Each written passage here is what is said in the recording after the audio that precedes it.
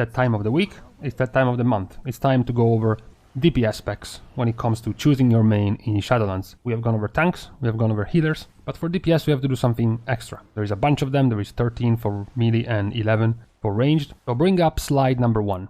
This is how we are going to categorize the DPS coming into Shadowlands. We have their AoE potential, their single target potential, and then their effectiveness in Raids and Mythic Plus. AoE can come in shades of sustained AoE, burst AoE. Sustained AoE is usually more valuable in Raids than in Mythic Plus. Burst AoE is valuable in both, but usually more in Mythic Plus. You have single target for the same reasons. Very sustained single target with longer ramp up is more valuable in Raids, or you can set it up properly, whereas it's less valuable in Mythic Plus. Burst single target is more valuable in Mythic Plus. The values of a Raid spec compared to a Mythic Plus spec could be more around debuffs and buffs they can give to the Raid. External abilities like Darkness or Rallying Cry they can give to the Raid. Whereas for Mythic Plus, it comes more to things like crowd control, like skip options or CC options for skipping packs, like Imprison, like Sap, like Shroud of Concealment. And then you have the CC, the AoE CC, the stuns, the interrupts, the snares, the disorients that are gonna come way more handy in Mythic Plus than they do in Raids. And after we have looked at all of this, we can categorize these specs in this compass. There is no particular rating in this compass. Being on one side is not better than being on the other, and vice versa. It's just to help you categorize the DPS specs as you are choosing your main for Shadowlands. We know that the months preceding the new expansions are always the worst ones for players. You will have gone over probably 25 different specs by now. You will have probably decided 6 to 7 to 8 different mains already, and you keep changing your mind. There are going to be the ones that are simply going to follow flavor of the month, so they don't really care how they play. There are people who are the constant undecided, the ones who are the hipsters. They really want to play Enhancement and Feral and Windwalker, but they are on the constant edge because they're like, what if they are shit? What if they are garbage? What if nobody is gonna pick me for Mythic Plus? Constantly declined in PAGs, benched, boss 1, week 1 of raid 1 of the expansion by my guild. So let's just take a look at this. Which means we are starting with this bad boy over here. We're starting with Arms. Where are we gonna put Arms? Arms is going all the way over here. Why is Arms going there? Well, first of all, Arms lacks a lot of burst, which is very useful and valuable for Mythic Plus. It doesn't have a lot of AoE. It is only limited to Warbreaker and Bladestorm every 1.5 minutes. It's not extremely powerful. It doesn't have much follow-up after that combo is over. They are stuck with Whirlwind, maybe Sweeping Strikes for 2 targets, but not much else. And when it comes to burst, which would make it more valuable for Mythic Plus, burst single target in Mythic Plus on dangerous targets, especially on Fortified, is very valuable, but Arms doesn't even have that. In fact, Arms wants to go on a vacation in an execute window as long as possible. They don't like targets dying quickly, they don't like bursting them quickly, they want to burst them to execute and then stay there forever. That is rather effective and fruitful in raids, because targets have obviously way more HP, they last for longer, and their execute gets more value, but in Mythic Plus, not so much. So if you are thinking about playing an Arms Warrior, you would be more focused around raids and single target damage dealing than you are for Mythic Plus and AoE. You also have decent defensives when it comes to caring for yourself and taking care of yourself. You also still have Rallying Cry and Battle Shout, which are significantly better in raids than they are in Mythic Plus. If anything, just for the number of players it's going to affect. On top of that, when it comes to movement, Arms Warrior is pretty mobile between the charge, the intervene, and the heroic leap, which is very valuable for raids, being able to move around, but a little bit less in Mythic Plus. Conversely, they are also weaker in crowd control and utility. Warrior is not exactly the spec you go for if you want a melee DPS with a lot of utility. So this is where we're going to slot Arms Warrior, if you were thinking about maining it, what it could be good for and what it could be most effective at. Next, since I studied hard at school, I know that after AR there is AS, so we have Assassination Rogue. Assassination Rogue, where does he go? Well, Assassination Rogue goes all the way down here. Why? Well, Assassination has a damage profile that is similar to Arms Warrior. Single target focused, very little AoE, even worse than Arms when it comes to AoE, which is why they are even further into the single target quadrant. However, unlike Arms, you can see that they are going to be closer to the Mythic Plus quadrant compared to Arms, and further away the Raid one. The reasoning is that it's still a rogue. I mentioned Arms lacking a lot of utility, a lot of extra things you can bring in Mythic Plus. Well, Rogue has Shroud of Concealment for skips. Rogue even has Vanish that can help with skips. It can help also avoiding targeted abilities on himself. They have Chip Shot and Kidney Shot. They still have Blind. They now have Shiv with a Dispel and Rage. They can get a perma-slow on their Crippling Poison usage, or they can slow cast times. And of course they offer extra abilities to cheat mechanics with either Evasion, Cloak of Shadows, or a Cheat Death. All of these things are still helpful, yes, in raids. However, they are much more valuable in Mythic Plus when you compare it to the utility that a Arms Warrior can have, which is why they still remain in a solid single target pick. However, they are kind of in the middle between Raids and Mythic Plus because they are more versatile than Arms Warrior is. Obviously, if you're thinking about playing Rogue, you don't just have Assassination, you have 2 more specs, which we will see later on, so you have more flexibility. Future Arms players will have to choose between Arms and Fury. 2 options. They're a little bit more tight in their decisions. So we're starting off right off the bat with 2 very strong single target focused specs and more tuned for Raids than they are for Mythic Plus. So what's going to be next in our alphabet? Well, it's not really a question, is it? The alphabet hasn't changed since 3 minutes ago, so the next letter is going to be E for Enhancement. Enhancement is going to go right about here. So what's going on with Enhancement? Enhancement is rather versatile, something I mentioned before already multiple times. It can do a bunch of different things, so it has quite a few options. When it comes to Mythic Plus, there is a bunch of utility they can have.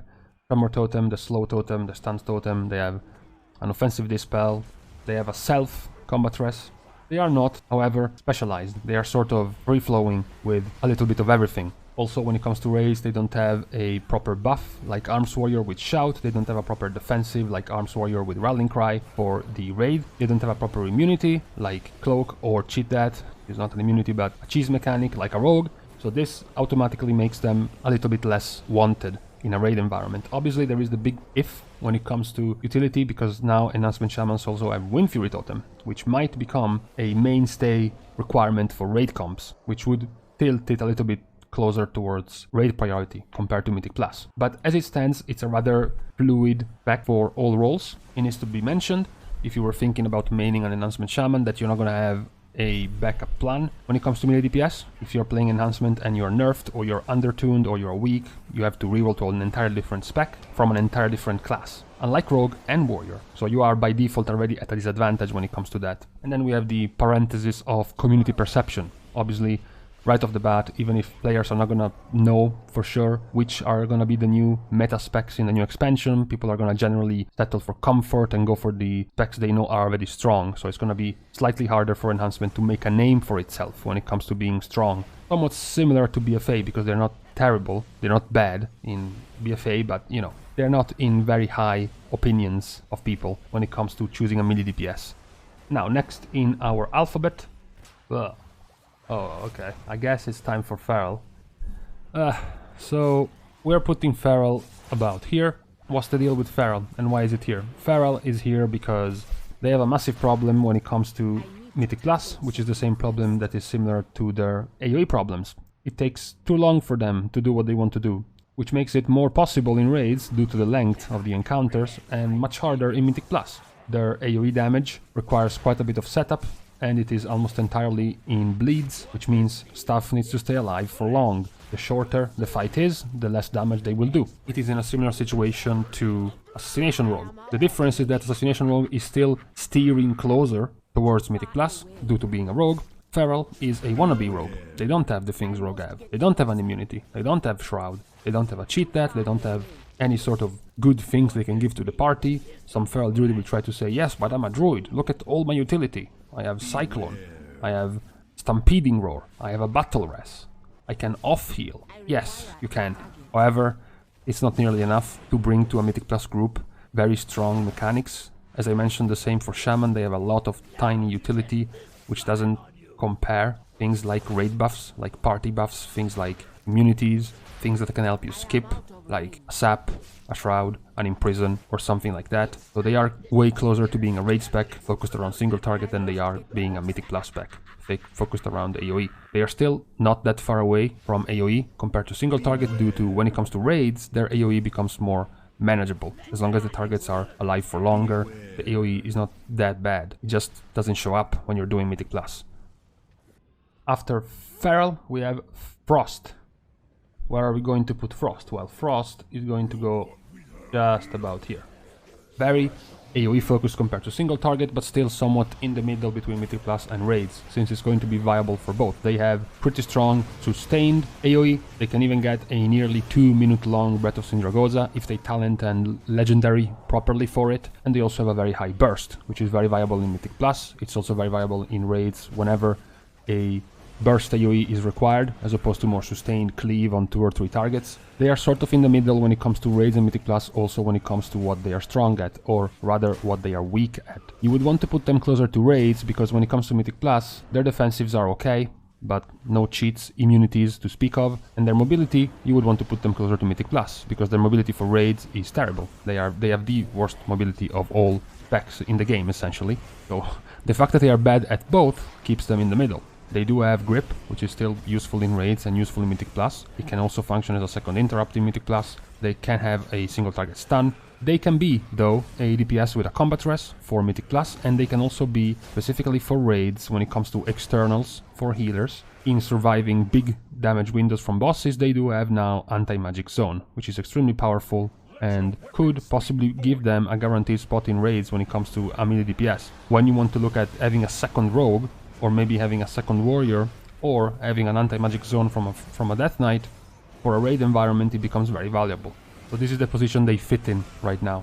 When it comes to damage profile, they are very good in both, but when it comes in utility and mobility, they are rather weak in both. So they are at a balanced middle between Raids and Mythic Plus, and more skewed towards AoE damage. A little bit of a point, there is the possibility that they would shift closer to the middle, maybe even tip over single target when it comes to dual wielding builds for AoE and single target, two-handed obliterate focused builds, which are going to be stronger in single target, but we still don't quite know how strong it's going to be, so it's a big question mark for now. For the moment, I'm looking at this from the dual wielding AoE focused perspective when it comes to Frost. Fury after Frost in our alphabet. So Fury, our second spec of the same class. After Arms, Fury is going to go just about here. What's the difference between Arms and Fury? Why is Fury there? Fury has a obviously similar toolkit when it comes to movement and when it comes to utility of Arms. So from that standpoint, they're gonna be just about the same as Arms. The difference comes in the damage profile. Fury has a little bit of an easier time dishing out more sustained AoE than Arms have. They're not as reliant as Warbreaker and Blazestorm for Arms. The good point for Arms is that obviously they can offer burst damage with that combo, whereas Fury really doesn't. They can pick Blazestorm, they can pick Dragon Roar, but it's not as strong. However, Fury does have a very consistent damage, with Whirlwind allowing them to splash their single target damage for 50% of their original damage in AoE, and a very consistent playstyle, a very fast playstyle, which is similar to Arms, but it is more versatile, purely because of their endless ability to AoE with their Whirlwind, which is just plain better than Arms. Arms is going to have stronger windows of cleave, pure 2-target cleave thanks to sweeping strikes over Fury, but just the fact that they can have more consistent AoE makes them closer to the middle, makes them closer to being more viable in Mythic Plus compared to Arms. So this is where we're going to put them. And now to close off our first part of our melee DPS assessment for you thinking about choosing a melee DPS main, what activity might you enjoy, we have Havoc Demon Hunter. Now, I want a show of hands now. Hands up, everyone who's going to be surprised by this movement. Anyone? Okay, I guessed as much. Yeah, pretty predictable movement for Demon Hunter. They are going to be very focused around AoE and Mythic Plus, as opposed to Raids and single target. Their toolkit is just very strong for Mythic Plus. They can have an immunity if they want to. They have an offensive dispel. They have a DC as well as Thrash skip ability in Imprison. They have a double jump and glide, which can actually be useful for dodging mechanics. They did get a slight nerf, or a decent nerf, when it comes to their dodge chance on Blade Dance is no longer there, so they can't have an extra way to cheese mechanics. But their burst AoE is just tailor-made for Mythic Plus. It can still be useful in Raids, but Raids are never around burst AoE, they're never around burst multiple targets. Most of the time, mechanics that happen in that level of AoE are irrelevant. You will never wipe in a raid or have a problem passing that part of the encounter because there is too much AoE needed and you don't have enough. Think about all the ads from Carapace of Nazat, or all the ads from Hivemind, or all the spikes on Rathion, those are never the problem. Doing AoE on those is never a problem. The only problem those things pose to your raid is that people are gonna die or do less DPS because they try to focus the meters in padding the AoE, and that's it. So that's not as important as opposed to Mythic Plus, where the more AoE you have, the better when it comes to doing Mythic Plus as fast as possible, which is where Demon Hunter is going to shine. The reason why it is so close, the Mythic Plus quadrant as opposed to Frost, that has similar AoE, I do believe it's better than Demon Hunter. The difference is that all the utility I mentioned, all the extra things they can do in Mythic Plus, not to mention their Chaos Brand passive that Death Knight, for example, doesn't have, as well as the immunity, etc, etc, etc, which makes them prime candidate for a Mythic Plus spec for a DPS. Closing off this first part, you were thinking about choosing a main. This is what these specs are gonna give you if you choose a main in Shadowlands in one of these Melee DPS specs.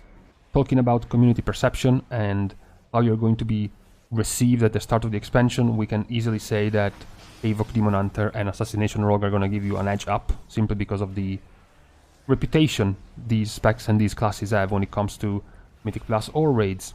Whereas, you know, specs like Enhancement, specs like Feral, even specs like Warrior in Mythic Plus, they are slightly less wanted, they are slightly less seen, as I'm sure you know yourself.